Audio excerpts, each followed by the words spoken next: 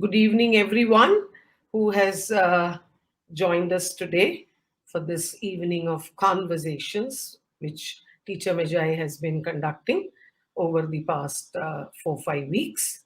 And today we have with us a very senior gentleman, uh, Mr. Suresh Ramamurthi. Mr. Suresh Ramamurthi is a certified coach. He is a social cognitive neuroscience accredited coach, Marshall Goldsmith certified facilitator and coach, CPBA DISC accredited professional, MBTI Step 1 and Step 2 professional, PAPI 3 certified coach, Ali certified coach, Franklin Covey certified facilitator, IFC Chennai chapter past president, past forum member India ICF Forum, past member of ICF Asia Coaches Forum, executive and leadership coaching, neuroscience based coach. He has a work experience of 35 plus years. He has worked extensively in the areas of strategic management, behavioral and leadership solutions, architecting and solution development, facilitation of leadership programs, leadership coaching, and he has coached many senior leaders at various organizations, including the giants like Cognizant. So his coaching philosophy is to facilitate clients create new insights, channelize their efforts to maximize their potential and performance. So you all must be wondering, why is he here today? Why have we invited Mr. Suresh Ramamurthy? Now, as a coach, if I may put it in simple terms, he helps uh, corporate executives, principals, and even teachers and parents to understand themselves first.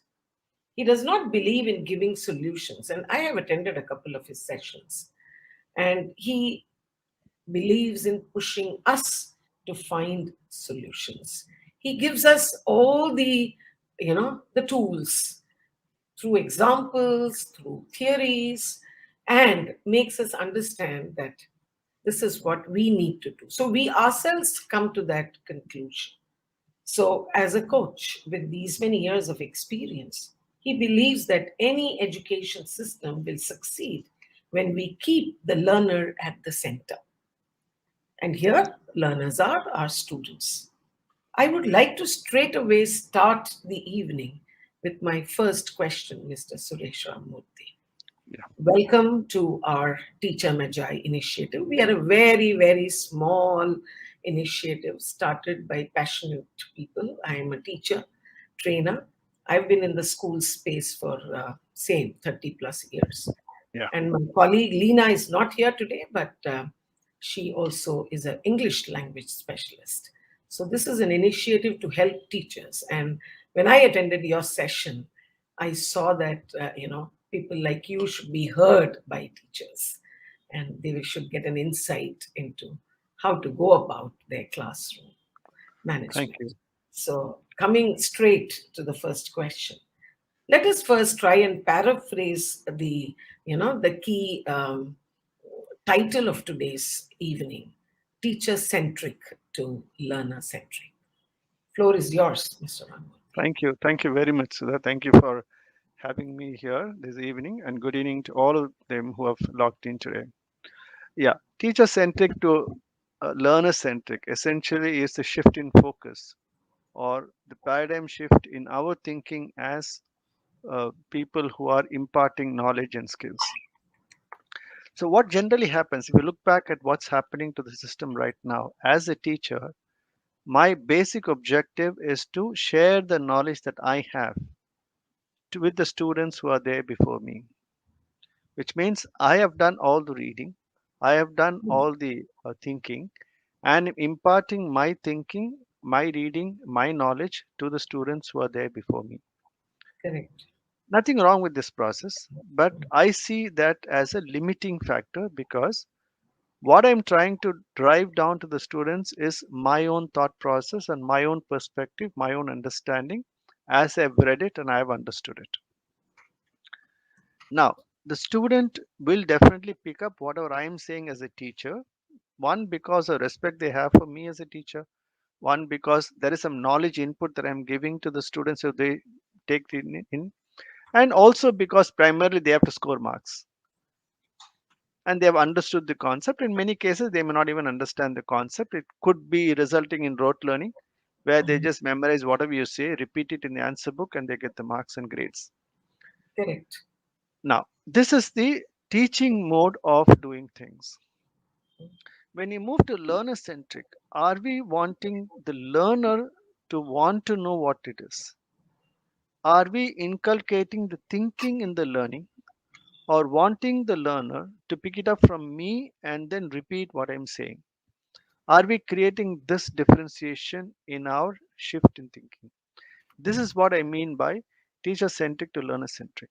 Mm. Am I doing the thinking or am I wanting the child to do the thinking? Am I doing the thinking and wanting the child to reproduce my thinking in my perspective on the answer sheet? Or am I Mm. wanting to the student to think beyond and Mm. possibly enable the student to start thinking outside of what is there in the book and come to a conclusion? Mm. Create their own perspectives, or do I want them to align themselves to my perspective? That's a shift, a question that we want to ask ourselves as teachers. Mm. Correct, correct. But, That's the sir, difference I'm trying to bring in here. yeah, sure. But do you think, there is that little resistance? Because when I go into the classroom as a teacher, I know that what concept or whatever I'm talking is something proven, it is the right thing, and that's why I want my students to learn that. Now, if I say that I want them to learn or I want to help them to learn, am I treading a little risky ground where Okay. they may understand it differently? Yeah, you can always correct it. Let's take an example. Yeah. Let's say you are teaching center of gravity. Mm. Now, what I would do as a teacher, may put Mm. up a PPT or something on the board and say, "This is center of gravity. Mm. Please memorize this." And please take a note of this or refer to page number 25 of your book, and then you will have the definition given there. Mm. This is my teaching method. Mm. Let's move to learner centric. I tell the students, now we are talking about center of gravity, and tomorrow I'm going to do this. Mm. What I want all of you to do is to do your own learning. Mm. Understand what is this term called center of gravity. Mm. You Google it up and then Mm. come back with your perspectives on center of gravity. Mm. Or even make it wilder. When you Mm. throw an apple or a stone up, why does it come down? Mm. Go do your own thinking and come back. Mm. I'm going to connect it to center of gravity tomorrow, but I'm not going to give them that. Mm. I'm going to say, if you jump here, you're going to fall down. Mm. Or show two videos. This happened when I was in Germany, Mm. when I was exposed to educational coaching, Mm. Mm. where center of gravity was the topic they were teaching at that time. Of Oh, course, it was in German, but somebody was helping yeah. me with that understanding. Mm. They just Mm. showed two videos. One Mm-hmm. where the person was jumping on land and he was landing down. The other one Mm-hmm. was jumping in the sky, in the moon or Mm. somewhere, Mm. and he was floating. Mm. The teacher was telling the student, why is there a difference between these two people? Go Mm. explore and come back. That's all they were saying. Okay. Okay. Now, Mm. suppose you play these two videos of a minute or 30 seconds. You go Mm. explore. Take 2 days, 3 days, go Google it and find out and come back to me. Mm. Mm. Now, when the student goes and looks at very many videos and goes through very many texts, consults father, uncle, or whoever, they come Mm. back with maybe 100 theories they'll come back with. Mm. But you will find them thinking about this. Why is it happening? Mm. So the concept gets internalized a lot better because now they Mm. understand why is Mm. a person on the surface of the moon not coming down? Correct. Why is a So person you on are, earth coming down? so the teacher is here, kind of kindling their curiosity Absolutely. and forcing Absolutely. them to find answers. Find But answers and find your own perspectives. And mm. along this example, they'll come with some other example, which maybe their Mm. parents have given. Now it gets Mm. even more enforced. Mm. And parent may possibly teach them over center of gravity. Now we come back to the class, sit down in the class, listen to the perspective of all the students. mm, Listen to the stories and examples they bring in. mm, Now, when they bring their own stories, it gets a lot mm, more internalized than mm, just that one sentence of definition that I'm giving in page number 25. mm, That's the difference that you bring into the learner, because the learner takes ownership of the thinking rather than mm, you doing the thinking, he doing the assimilation. mm. Now, the thinking and the assimilation is done by the learner, By the student. and Right. you're fine tuning the thinking and making sure that they are not out of track. Mm, So when the student relates back the experience, you would possibly link it up to center of gravity and make mhm, sure the understanding is purpose. You will align his thinking with the definition and making sure that the internalization is perfect. mm, And because he does that exploration, the internalization is better mm. But the rather teacher, than you just saying it. absolutely. But we find that, when we go into the classroom, um, there is paucity of time. There is, huge content staring at our faces, at the faces of teachers. So how do we kind of, bring align these two together? Okay. So, like So from if your you want to have, example, how I understood, if it's a teacher-centric class, I go into the class, I give them the definition of center of gravity, I give them multiple examples, probably show a couple of videos, etc., and it's done, and they start. But here I'm telling them, okay, come back tomorrow. So it extends into two classes. So how do we align that? okay, the two ways of doing it. One, you could have an amalgam of both. Mm, mm, Do teacher centric, mm, identify topics which are important and ask mm, them to do this. mm, So you could have a mix of teaching and coaching, and mhm, use coaching approach wherever you think you need them to start thinking and internalizing. Some of the mm, concepts are fundamental. You may want mm, to really coach them on the fundamental mm, concepts. mm, Some of them are supportive concepts mm, mm, that possibly can be taught. It's one mm, way of doing. The other way is, if you plan your sessions in such a way that mm, I'm going to do center of gravity on Monday, mm, mm, give them the exercise today. So they mm. have the entire weekend to work on it and come back. Okay. Mm, Likewise, whatever you have to give them for thinking and assimilation, let them do it as a homework, mm. which means Correct. that whatever I'm doing as a session plan for next week, make it Mm, available to them this week. So mm, they start thinking on those sessions, on those concepts, what you're going to do next week. mm. You may not be doing one concept every day. You may be doing two concepts in a week or three concepts Mm. a week. Correct. To begin Give with, them maybe that a mix and match beginning. strategy, and on some concepts they do what you are Yeah, suggesting, and then because mm, it may be difficult for them to switch over immediately. mm, They are not used to it. mm, They are used to you telling them and they accepting it. That's how they mm. are right now, because right from the day one in preschool to now, they've been used only to this. So suddenly, if Correct, you push them there, there'll be a cultural shock for them. correct. Start So you, slowly weaving that system into them so that they start understanding, okay, this is what I need to be doing. So they start imbibing that particular philosophy into their way of learning. And slowly they get used to that. And you will see the difference between that internalization and what you would do when you teach the concept to them. That's a difference you will see in them. so at what stage of a child's development, once the child is in the school, should one start these kind of strategies? When you think that the child is mature enough to start doing that assimilation exercise or thinking exercise, Mm. if you think at the fifth grade they are fine, they can start doing small concepts where they can do it themselves, start Mm, doing it there. mm. So that when they move into their mid school or high school, they are ready for it. So there's already, they know what they, because they have done it in primary classes. Absolutely. They already Slowly, know what they're getting into. yeah, slowly there. In mid school, if you look at European countries, in mid school they Mm. do this. Okay. And They then start what? with. Okay. So in primary, it is more teacher giving them the concepts and. Yes, they still aren't there. If from a neurological standpoint, also Mhm. the cortex doesn't develop that fast. It develops a little slowly. Mm. Yeah, the amygdala, which is the emotional part, Yeah, develops yeah, faster. develops So the fast. emotional decisions are made emotionally. They don't take Correct, conscious decisions. So correct, they may correct. not be able to think. The Mm. maturity of the cortex happens only around 16 to 18.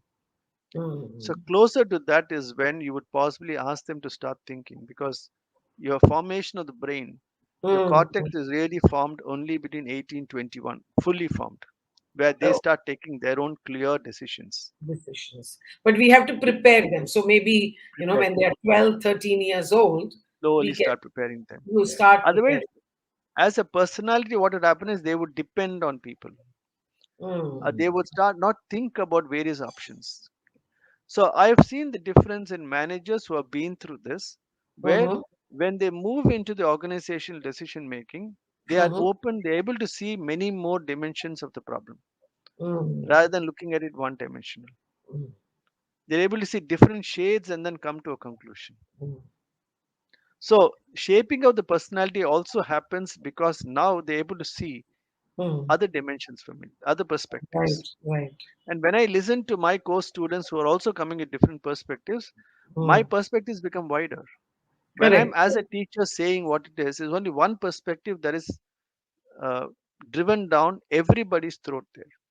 Whereas correct. when I start exploring, I may have a wrong perspective, but still I have a perspective.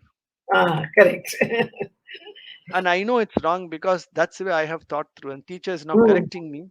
That is, or mm, there may be 80% right, and somebody teacher is fine tuning that to be 100%. correct, So correct. I own that perspective because I have thought through it. I Right. own it. When I So own it, I I become more think responsible. correct. So at somewhere it also, as an individual, it makes me a person who has these qualities or these traits where Yeah. I own decisions, where I make decisions, and in a corporate world or in my workspace, I don't run away from taking risks, etc. Yes. You think One that is I also? don't run away. Two is Uh, I don't go and dependent on somebody huh. to give me the answers. Correct, And correct. I start thinking about the whole thing from different perspectives. That's what Mm, happens. mm. So I So, start thinking about why should it fall down? Why is yeah, the person in Mars not coming down? I start thinking mm, about it. Now, when correct. I start thinking, I get ideas.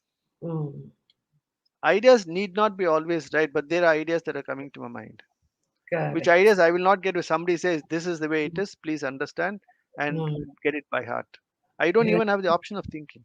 right, So, right. when you look at a thinking execution paradigm or thinking and Mm, assimilation paradigm, mm, in a teacher centric mode, teacher mm, does the thinking, assimilation is run by the student.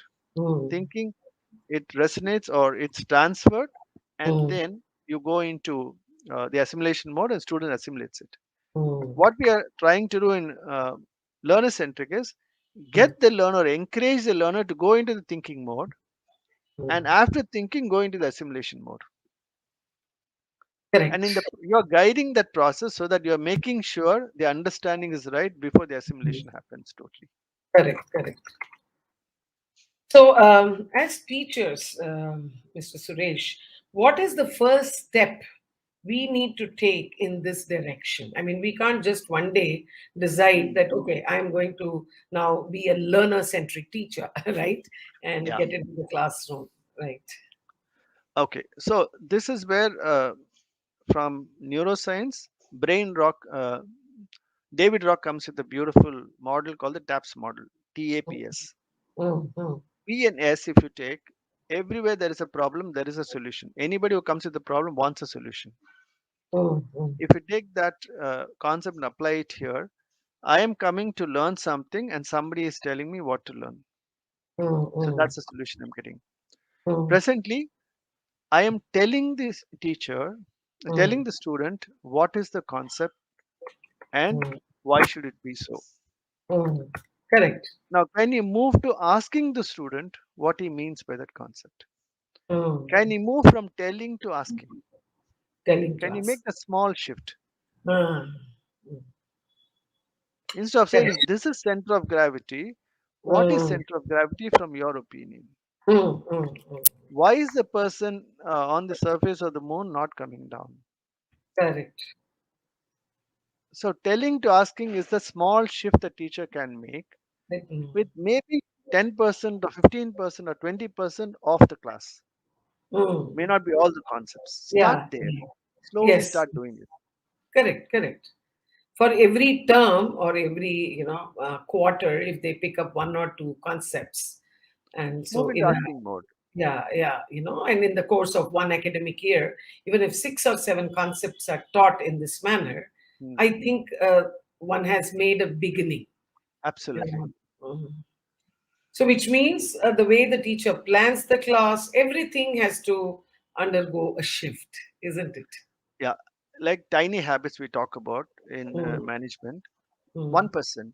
Take mm, 1% that you will do to move mm, from teacher centric to learner centric. You define the 1%. mm, 1% a month or 1% a week. mm, What will that 1% shift? And we accumulate that 1% for a month is going to be 4% for you. True, true. So you Absolutely. decide what should be that 1% that I want to bring in, the change Mm, that I want to bring in to move from teacher mm, centric to learner centric. correct. Yes. A typical 1% would be Mm, moving from telling to asking. One moving. concept in a week, I will move from telling to asking. Correct, correct.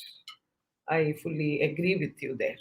Yeah. So this is the and so do you think it'll obviously it'll take teachers some time to Absolutely. do this, and what is it that is what is the support a teacher will require for carrying out this kind of an initiative? Who all One does of she uh, take into confidence, if I may use the word? I mean, the school management, the immediate coordinator, or head of department, etc. yeah. Okay. If the teacher has the independence to do some experiment on their own without Mhm. the manager's approval for 1%, they can go and do it Mhm. and show the results to the Mm. management, get the buy-in, and Ah, make that 1% be 10%. correct, That's correct. one way of doing. If Mm. the management is a supportive management, you could do Mhm. that proactively and tell the management, I am going to do this 1% shift to see what Mm. happens. Correct. Show the results and then extend it. Then extend. This is So one way of probably doing. start with a little concept, and yeah. Try with one Mm. concept, try, see if this Mm. happens. And Correct. do you see a difference in the child Mm. by switching over from Mm. telling to asking or teacher centric to learner centric? Mm. Try one more concept and see what happens. Let it take its time. Don't have to Right. rush through it. Let Correct. it stay. Let 1 month and 2 months pass and see what Mm. happens. If you're seeing results Mm. and the students' absorption is better, you could see that in the answer sheet. They will Correct. not be repeating word by word of what you have said.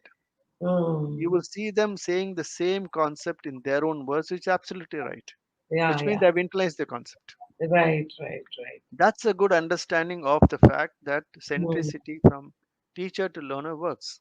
Mm. If you are Correct. convinced there, extend it further. Mm. That's one. Mm. The second thing where the teachers can equip themselves is to Mhm. move to a coaching style of leadership where they start experimenting with open questions, start Mm. being good at questioning, Mm.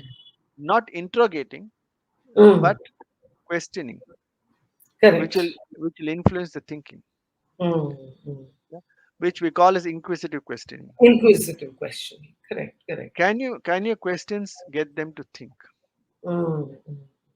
Which is essentially open questions you ask. Why do Yeah, you think this person is coming? Why do yeah, you think this concept is like this? yeah. Why do you What think might this happen theory is if? like this? What might What will happen happen if? if? Yeah. The Open up a question which will mm. result in the person having to think Correct, rather than giving yes or no question answer.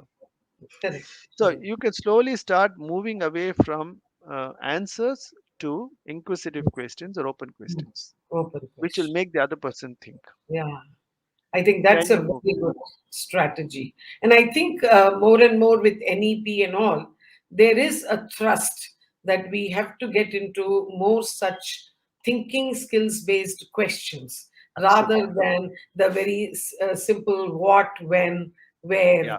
questions, uh, uh, why why not, and why Why and not? why not. It's always, I have found it's very interesting to ask the why not question you know Absolutely.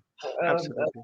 Many of us refrain from doing that because there is some kind of an inhibition in the mind of the teacher. But Yeah. why not this?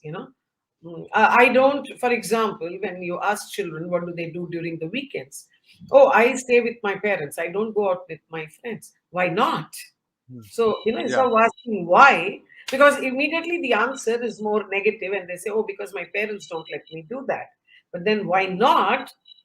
Uh, kind of, they start exploring and they start thinking. Absolutely. So Mm, you that's one person for the teacher. mm, What is that question you would ask which will make the other person think? ah, Can that be the one person for you? correct. So before I ask a question, will Mm, this induce thinking in the child? mm, correct, Or correct. will it give yes or no answer? Yeah. Yeah.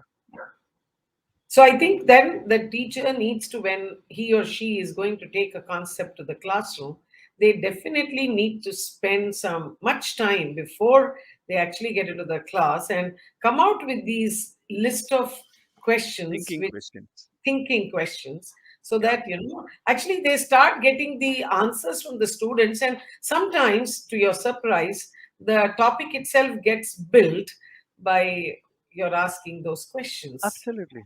Mm, And you would really be surprised to see the kind of internalization you get. mm, mm. There'll be so Correct. much of internalization which will be a lot better than what it would be otherwise if you're saying it to them. Mm, Because when you think, when I'm listening, mm. I could be sometimes hearing and not listening. Exactly. So Which as a teacher, happens.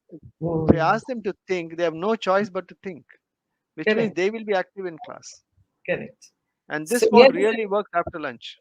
correct. Here's a comment from one of the viewers, Mr. Yeah, Muttu, and he yeah, says, "Good to see linking questioning style of coaching to higher order thinking skills in Bloom's taxonomy." yes, Mm, yeah. It enhances that straight away. mm. So, and it's a use of inquiry-based approach for problem solving, Hmm. uh, is what Vinita says. She wants to know: is she right? It is the use of She is right. That's uh, where the TAPS model comes in. um, Inquiry is the ask mode. mm, Otherwise, it is the tell mode. it's When you about. move into ask mode, you are moving into inquiry based solutioning Mm, rather than telling them what to do. mm. So, Vinita, I think you got your answer there.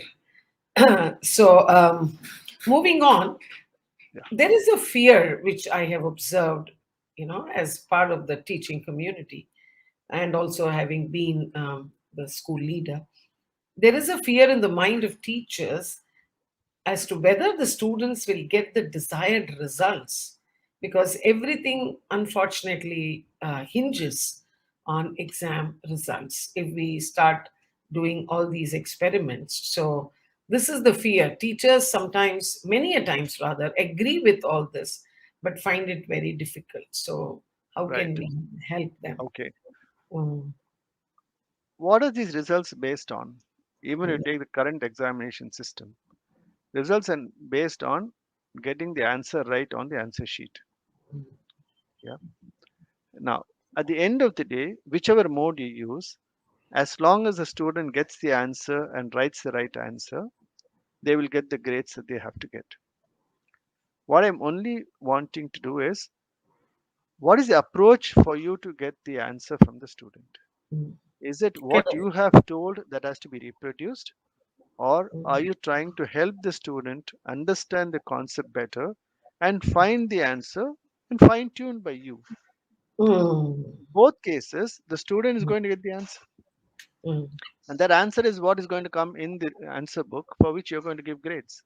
mm, So it is not going to affect the marks. The byproduct is the internalization is better, assimilation mm, is better, the ownership is better because the student is doing the thinking rather than mm, you doing thinking for the student. Initially, it may take a little time and effort mm. from both the teacher and the student. That's all the investment that you're making. Make it But the correct. result is going to be the same because the student is going to get the right answer. Mm.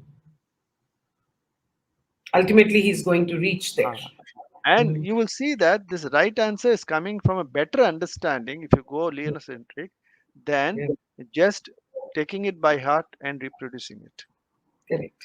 So would you be Mugging and happy? reproducing Uh, it. yeah. Mm. Would you be happy as a teacher if Mm. the student reproduces, or if Mm. the student understands and writes it down?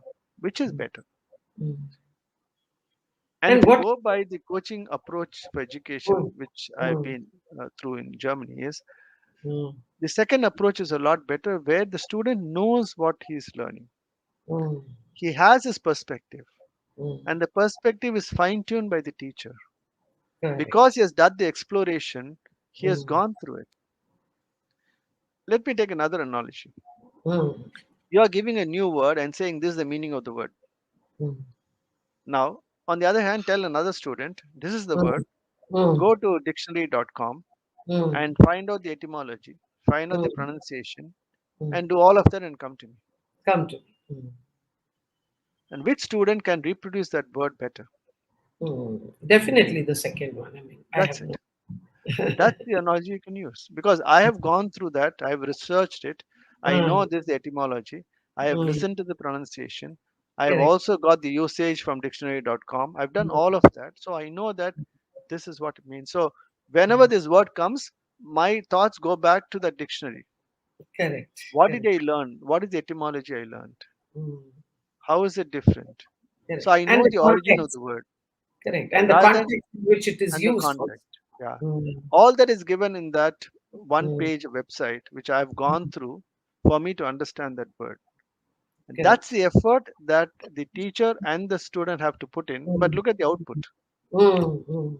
The understanding of that word is a lot better because the student has gone through that exercise of understanding and thinking, Mm. which would not be the case where here teacher writes something on the board and say, please by heart the word and come back to me tomorrow morning. Correct. Correct. But the answer will be the same. Going back to that question that you asked, the Mm. answer will be the same. The student will give the right meaning. Yeah. In Yeah. second case, the student understood the etymology, pronunciation, and then given the right meaning. In the Correct. first case, the meaning was written by the teacher on the board. I've written it down, got it by heart, and reproducing it. So the answer will be the same. So the Correct. grades will be the same. Right. Right. But the effect that you have given in the learning is much more Much more. than in the first case. It's That's probably the impact. lifelong learning. It's probably lifelong learning rather Absolutely. than, Mm. That's the impact you're creating if you Mm. move away from teacher centric to learner centric. Mm. So Ruma says, telling to asking, we need to really work on this. So Absolutely. true. Thank you. So Welcome. that is Yeah. another comment. I'm just reading the comments as they are Sure. coming in. So, uh, what is the, we did talk about the effort that the teacher has to put in. But do you think there needs to be a mindset shift as far as Absolutely. teachers are concerned, and what is it that they need to do, because it is a mindset shift, it is a paradigm shift in that sense, in how Absolutely. they first accept this whole you know methodology, if I may use the word. Yeah. So before, what triggers that mindset is my being convinced that this is a method that is worth a try. Mm, mm, And if I am convinced that this method is worth a try, I will try it. mm. If I try and see results, mindset will happen, change will happen. Otherwise, it's not going to happen. Correct, correct. It's like uh, people going to the bank Mm, before digitization and after digitization. Before mm, computers were used and after computers were used. mm, Look at when the shift happened. When people said you can go online and print, see your own account or mm. transfer money, there were many people who were very, very apprehensive of it. Correct. What will happen to my money? I don't know where the money is going. I Mm. want my checkbook. I want my check to be given, my passbook entry to be done.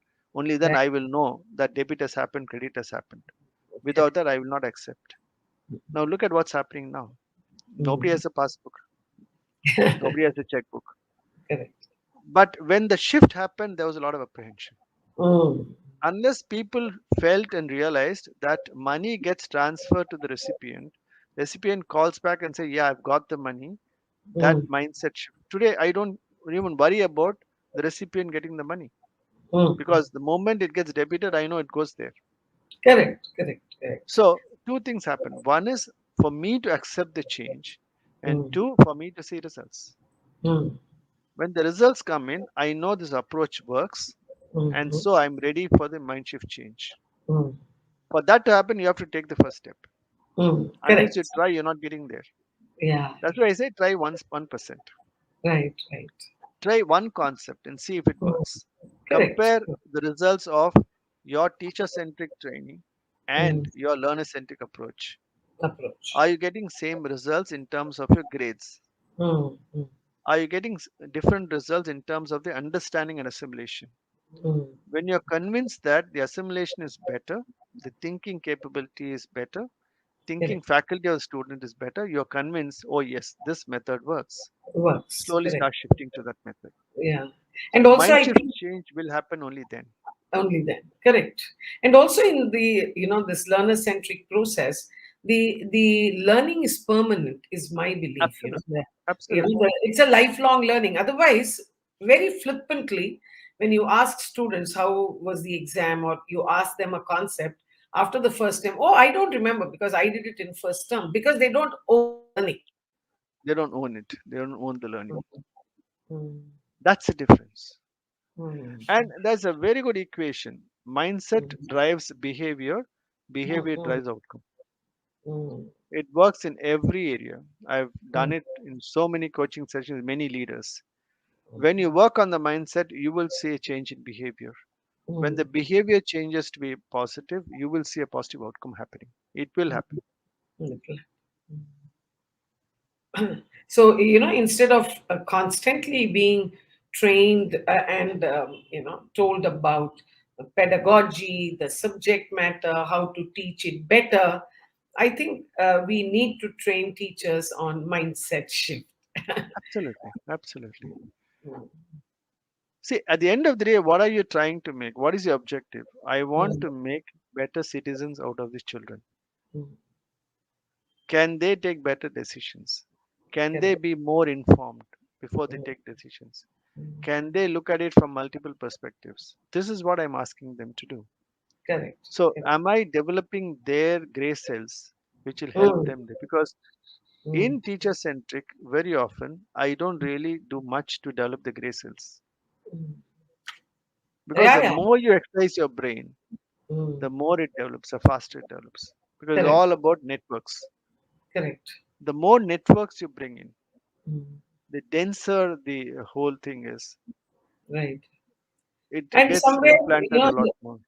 correct. Somewhere teachers also tend to, think that, okay, I have done my master's, I've gone to a B.Ed college, I'm qualified, and I know my subject. So if that is the mindset shift I'm actually talking Yes. about. Oh, yeah.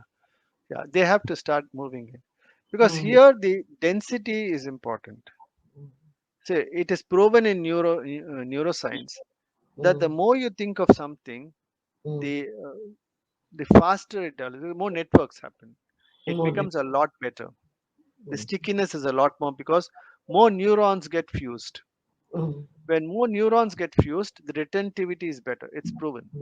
mm, So how do you help the children mm, get more neurons getting fused? mm, So when they meditate on a particular concept or think about a particular concept more mm, neurons get fused. mm. When the fusing of neurons happen, the pattern Mm. happens. Neurological pattern happens. That Patterns. pattern is there for a lifetime. Mm, Whereas when I hear something mm. and I allow it to pass, it is just neurons floating in the air. They don't get fused. Correct. But this process, because I'm asking them to consciously think and assimilate and look at perspectives, reiterate, and so on, I'm Mm, helping them to get these neurons fused. mm. When the neurons get fused, it becomes a pattern. When the pattern is there, it's very difficult for it to get diffused. It Correct. stays as a pattern, which is my Mm. retentivity. Retentive. So Correct. that's what you talk about learning for life. Mm. So then, as teachers, we need to also understand these learning theories, a part of it. Yeah, We need to know how learning happens. That will help us probably better in the classroom. absolutely, absolutely. Especially neuroscience comes in very handy to understand this. mm, If you understand how the neurons work, at least the fundamentals of it, you'll be able to mm, understand how thinking can help in mm, from a neuroscience perspective in learning. mm. The density is what matters there. The density is what matters. So, what would be your and where do parents come in here, Mr. Suresh, in all this? Because they are, Inculcate, they are the important stakeholders in this entire absolutely. education system. Inculcate the same thing there. Mm, Don't give answers straight away. Allow them to explore and then give the answer. mm, This is what we call in the concept circle of security, mm, where that's the difference between love and care. mm, When you go in for love, generally you tend to overprotect your child by giving away everything. mm, Stay away from it. mm, You are there to help the child when the child needs you. mm, Allow the child to go and explore and then give the answer if the child doesn't get the answer. mm, Or if the child gets the answer which is not 100% right, you fine tune it to make it 100%. Are you providing the safe haven, a safe environment for them to go and explore? mm, Are you encouraging them to go and explore? mm. Or are you giving them solutions straight away? Right. Refrain from giving Mm, solutions right now. Give it mm. tomorrow morning. Right, Between right. today and tomorrow, encourage the student to go and explore. Mm, Encourage your child to go and explore. When the mm, child explores and comes with perspectives, encourage it. mm. Then you will see the child will have maybe also have a thinking which is Mm. better than your thinking, Correct. which can Correct. even be better than your Yeah, perspective. right. Because their exposure to the social media and the network is much more than you do. You So they can Google up and say, no, I think your perspective is wrong. This perspective is better. It right, can be even it can even result in learning for you as a parent. right. But are we providing that exposure to them? So short answer to your question is allow the child to explore, but Mm-hmm. be there for support. For support. Define the boundaries for exploration. Mm, Allow them to explore in that boundary mm. and come back to you if they have a problem or even Every, otherwise. uh, You could right. ratify the final decision, Mm. but if they don't allow them to explore, again, is your perspective you're driving down. Driving. Correct. Same thing the teacher's doing. Mm. Stay away from it. Allow them Right. to think. So again, you are encouraging them to build that density of neurons. Neurons. Right. When the Which density means the is parent higher, and the teacher needs to be aligned, and they absolutely, should. Mm, absolutely. If a mm, parent starts questioning the teacher's methodology, why mm, are you asking them to think? You are mm, supposed to tell them, then it will mm. not work. Correct. Correct. Both of them have to be working together in tandem to ensure Mm. that we are doing something for encouraging the exploration of the child so the Right. thinking faculty of the child starts improving Improve. Correct. Correct. rather than memorizing things. Absolutely. So I think we can ask if there are any Sure, questions sure. at this point from the viewers. So, any questions at this point? I mean, we are almost towards the end of the session, and Mr. Suresh is keen on taking questions rather than, just giving his point of view. So, he'll be more than happy to take questions. So, you can either, yeah, please type it on the chat box, and I think he also can see it. Um, or I don't know, but I can see and I can tell him whatever is Yeah. the question I can ask. So, viewers, please feel free to ask your questions. Teachers and other administrators and senior people who are watching the show.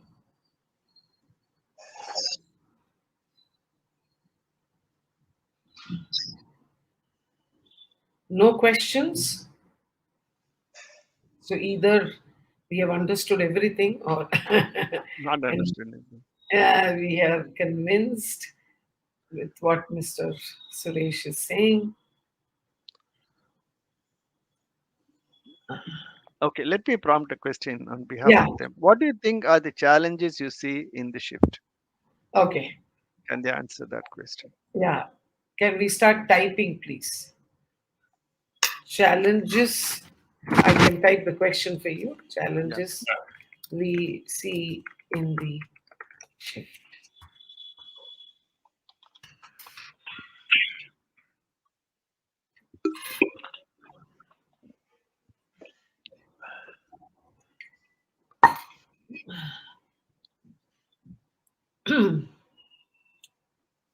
I did get messages saying that people are unable to log in. They are having internet issues, and this was Okay. something I was expecting, but mm, let us see.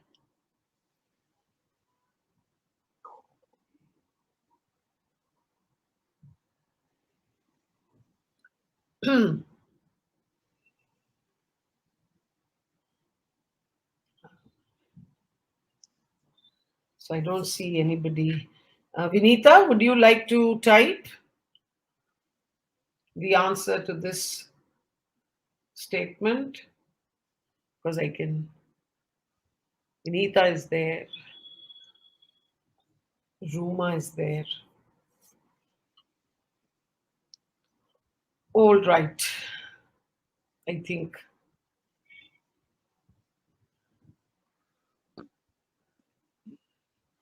they are probably in the thinking mode. And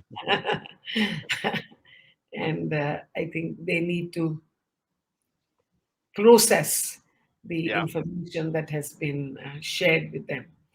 But on that note, I mean, Mr. Suresh, would you like to also share, as to what are the kind of sessions you do so that Teacher Magi, Okay. can, kind of, we can take up some sessions for the teachers and we can do it in a more formal Okay. setting and stuff like that. There are two things which I do. One is coaching as a style. Mm-hmm. Essentially, the one that you talked about, coaching questions and so on. How do Mm-hmm. you inculcate? What type of questions can you ask? And I Mm-hmm. do it more like a workshop where I get people to practice it with Mm. activities and Right, right, games right. and so on, where Correct. they start asking these kind of open questions. Mm-hmm. Take situations from their own life and then say, in Mm-hmm. this situation, how would you ask open questions? Mm-hmm. What questions can be thinking provoking questions? Right. So that's one program that I do. Mm-hmm. The other one which I do is parent teacher coaching, because there are Okay. a lot of theories which Mm-hmm. are on cognitive development in children. Mm-hmm. And very often we are bringing up our children without a fundamental understanding of theories behind it. Right. There are few theories which are very powerful, which Mm-hmm. can help us understand Mm-hmm. what are the general mistakes we are making when it Mm-hmm. comes to upbringing of child, either Mm-hmm. as a parent or as a teacher, Mm-hmm. and bringing them to the awareness of these concepts will, in my opinion, my experience of doing this many times is Right. the parents are more informed about what I should do and should not do. The do's and Mm. don'ts are very clear Yeah. Correct. because they understand the concept. Mm. Here I talk about assessment theory.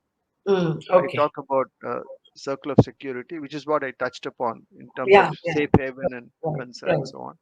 Then Right. I talked about PJ's cognitive development theory in children. All right. What's happening in all of these? Right. Right. Right. And I also talk about situational parenting, Okay. Okay. which is essentially two kinds of behavior: directive behavior and supportive behavior. All right. Should you be a directive patient or a supportive parent? Supportive parent. Should you be a directive parent or a supportive parent? Or when should you be directive? When should you be Mm. supportive? Supportive. Correct. Because the best answer to that is I should have a combination of directive and supportive. Mm. But the problem is when should I be directive? When should I be supportive? Supportive. Right. So I have a concept, leadership theory, situational parenting, which will Mm-hmm. help you understand where I should be supportive for my child, where I Mm. should be directive. So Right. all these come under a program called parent teacher coaching, Parent teacher coach. Right. which is a 2 day program that I do, which has got about All, 5, 6 concepts I cover. all A right. lot of activities built in. Okay, that's interesting. So probably Teacher Magi can, collaborate and we can do something Sure, interesting for both sure. parents and teachers. Yeah. So on For that this note, audience, I think these two programs will help. There's yeah, other things that I do in coaching and leadership and all that, but that's more for a corporate audience. right, right. No, here most of the teachers are parents as well. Yeah. So I think that makes a lot of sense to them. Yes. Parent teacher coaching will really help. My Really. experience, Hmm. I've done quite many batches online, so all of Hmm. them have really shown very Yeah. positive results. Oh, thank you. Thank you. On that note, thank you very much, Mr. Suresh, for Pleasure. sparing your time. I know you are a very busy person, but thanks for accepting our invitation. Thank you Thank so you, much and for of having me course, here. yeah, we will Thanks a be in lot. touch, Mr. Sure, Suresh. sure. Thank Yeah, you so much. And pleasure being here. Thank you. yeah. Thank you.